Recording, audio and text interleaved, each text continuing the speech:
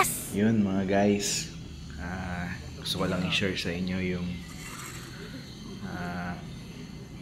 blessing para sa akin. Ito na yun yung pinagpaguran ko, pinagpuyatan, sakripisyo sa trabaho dito sa abroad. Yan, nakikita ko na siya.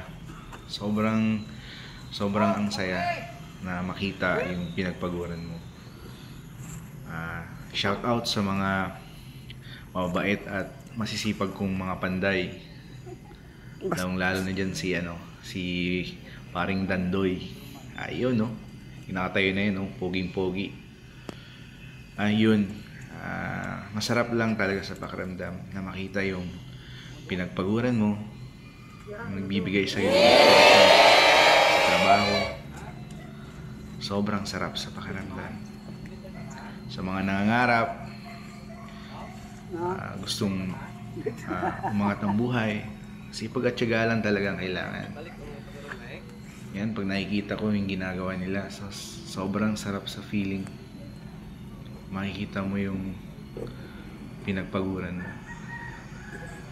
Ayun, share ko lang, hindi naman sa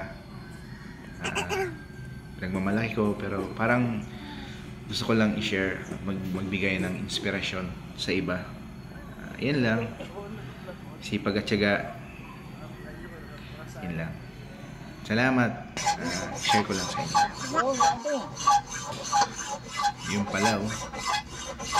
Yan yung mga masisipag kong panday. Yan. Shout out. Thank you. Mama, thank you. Kung ako ginman ka po yun, sa lahat dyan. Panoon. Ayan, gandang tingnan, di ba? Sarap, luwang. Pag nalagyan pa yan ng barbed wire. Sarap tayo ng poultry. Yan kasi yung pangarap ko dito eh. Tatayo ko siya ng poultry. Paalagaan ng mga manok. Yan. Tapos alagaan ng mga baka. Yun. Sarap. Yun. Kunting push na lang. Tapos na siya. Tapos may kabit na rin yung gate niya. Ayun o. Yung alaga ni Papa na baka.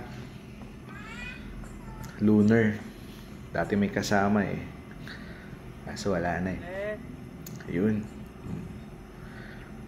Pader natin, meron pa siyang bubog. Tapos sa taas niyan, meron pa siyang barbed wire. Yan. Masisipag kong mga panday. Salamat sa inyo.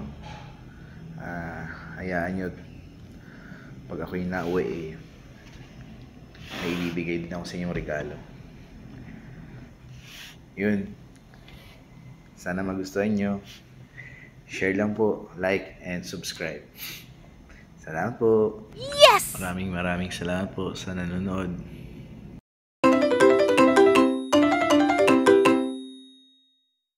Salamat pala sa camera person natin, si